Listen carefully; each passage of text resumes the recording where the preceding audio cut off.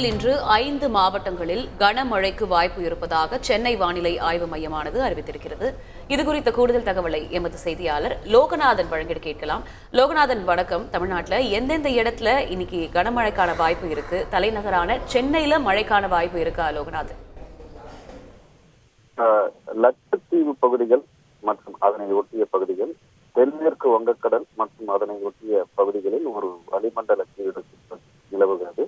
இதன் காரணமாக தமிழகம் மற்றும் புதுச்சேரி ஆகிய பகுதிகளில் லேசான முதல் மிதமான மழை பெய்யக்கூடும். குறிப்பாக நீலகிரி, கோயம்புத்தூர், திருப்பூர், தேனி மற்றும் திண்டுக்கல் ஆகிய மாவட்டங்களில் ஓரிரு இடங்களில் கனமழைக்கு வாய்ப்புள்ளதாகவும், தமிழகத்தில் ஓரிரு இடங்களில் அதிகாலை வேளையில் லேசான பனிமூட்டத்திற்கு வாய்ப்பிருப்பதாகவும், வருகின்ற 3 நாட்களுக்கு தமிழகத்தில் கனமழை பெய்ய வாய்ப்பிருக்கும். குறிப்பாக 8ஆம் தேதி வரை தமிழகத்தில் கனமழைக்கு வாய்ப்பிருப்பதாக சென்னை வானிலை ஆய்வு மையம் தகவல் தெரிவித்திருக்கிறது. சென்னையை பொறுத்தவரை அடுத்த 24 மணி நேரத்திற்கு வானம் ஓரளவு மேகமூட்டத்துடன் காணப்படும்.